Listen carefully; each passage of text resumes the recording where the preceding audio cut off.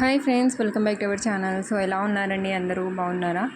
ఈరోజు అయితే నా స్టైల్లో ఈజీగా అండ్ సింపుల్గా చాలా క్విక్గా క్యాబేజ్ కర్రీ అయితే రెడీ చేయబోతున్నానండి. అది కూడా కుక్కర్లో అనమాట.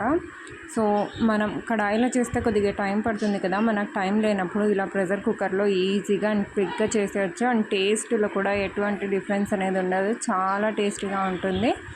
సో ఇక్కడ ముందుగా కుక్కర్ పెట్టేసుకొని అందులో ఒక 2 టేబుల్ స్పూన్ల వరకు ఆయిల్ వేసుకోవాలి. ఆయిల్ వేసుకొని సన్నగా కట్ చేసి పెట్టుకున్న ఆనియన్స్ వేసుకోవాలి. ఆయిల్ హీట్ అయిన తర్వాత ఆ తర్వాత ఆనియన్స్లోనే ఒక 1/2 టీ స్పూన్ వరకు పసుపు వేసుకొని ఆనియన్స్ కొద్దిగా ఫ్రై అయ్యేంత వరకు, కలర్ వచ్చేంత వరకు ఫ్రై చేసుకోవాలి. సో ఒక్కొక్కరు ఒక్కో డిఫరెన్స్లో చేస్తారండి. నేనైతే ఎప్పుడు చేసినా ఇలానే చేస్తానన్నమాట. టేస్ట్ మాత్రం అదిరిపోతుంది, చాలా బాగుంటుంది. సో ఇలా ఆనియన్స్ ఫ్రై అయిన తర్వాత అల్లం వెల్లుల్లి పేస్ట్ వేసుకోవాలి. ఇక్కడ ఒక 2 టీ స్పూన్ల వరకు వేసాను, టేబుల్ స్పూన్స్ కాదు, టీ స్పూన్ల వరకు వేసాను. సో అల్లం వెల్లుల్లి పేస్ట్ కూడా ఎలా చేసుకుంటాను అనేది నేను ఆల్రెడీ వీడియోస్ అయితే 2 వీడియోస్ పెట్టానండి. ఇంట్రెస్ట్ ఉన్న వాళ్ళు వెళ్ళి చూసేయండి, ఓకేనా?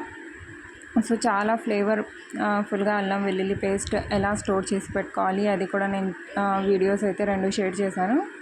సో ఇక్కడ అల్లం వెల్లుల్లి పేస్ట్ వేసాం కదా, పచ్చివాసన పోయేంత వరకు బాగా ఫ్రై చేసుకోవాలి. ఫ్రై చేసుకున్న తర్వాత ఒక 3 టమాటాలను ఇలా సన్నగా కట్ చేసి యాడ్ చేసుకోవాలి. ఇప్పుడు ఈ టమాటాలు బాగా మెత్తగా మగ్గేంత వరకు వీటిని ఫ్రై చేసుకోవాలన్నమాట, కుక్ చేసుకోవాలి. ఇందులో కావాలంటే కొద్దిగా ఉప్పు వేసుకొని ప్లేట్ పెట్టేయండి, తొందరగా టమాటాలు అనేవి మగ్గిపోతాయి, ఓకేనా?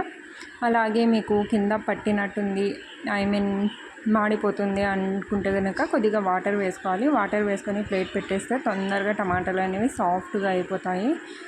సో ఇక్కడ చూడండి, ఇంకా ఇలా టమాటాలు బాగా మెత్తగా మగ్గిపోయిన తర్వాత ఇందులో మనం కట్ చేసి పెట్టుకున్న క్యాబేజ్ యాడ్ చేసుకోవాలి.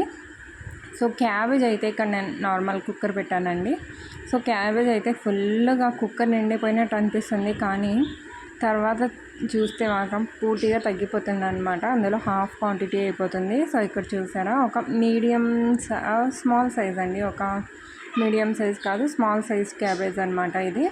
ఆ తర్వాత ఇందులో క్యాబేజ్ వేసుకున్న తర్వాత ఇందులో ఉప్పు, రుచికి సరిపడినంత ఉప్పు, అలాగే మీరు స్పైసీనెస్కి తగ్గినంత కారం పొడి యాడ్ చేసుకోవాలి. ఇక్కడ నేనైతే 1.5 టీ స్పూన్ యాడ్ చేశాను.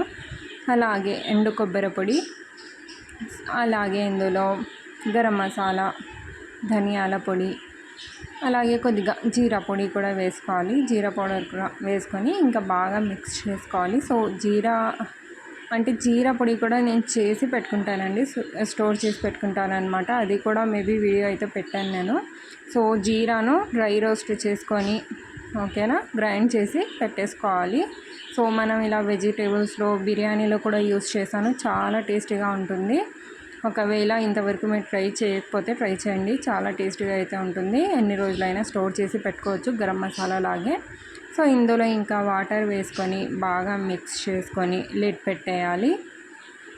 సో లిడ్ పెట్టేసి ఒక 4 విజిల్స్ అండి, 3 to 4 విజిల్స్, లేదంటే ఒక్కొక్కరి కుక్కర్లో కూడా అది డిఫరెన్స్ ఉంటుంది కదా, విజిల్స్ తక్కువ వస్తేనే కుక్ అయిపోతుంది కొన్ని కుక్కర్స్కి అయితే ఎక్కువగా విజిల్ పెట్టాలన్నమాట, అలా. సో నేనైతే ఇక్కడ 3 to 4 విజిల్స్ పెట్టానన్నమాట. 3 to 4 విజిల్స్ తర్వాత మళ్ళీ మీకు ఇక్కడ షేర్ చేస్తాను.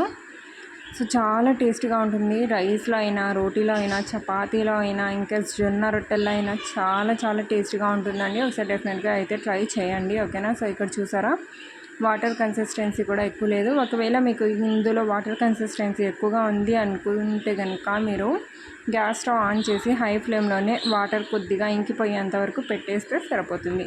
సో చూసారా, ఈజీగా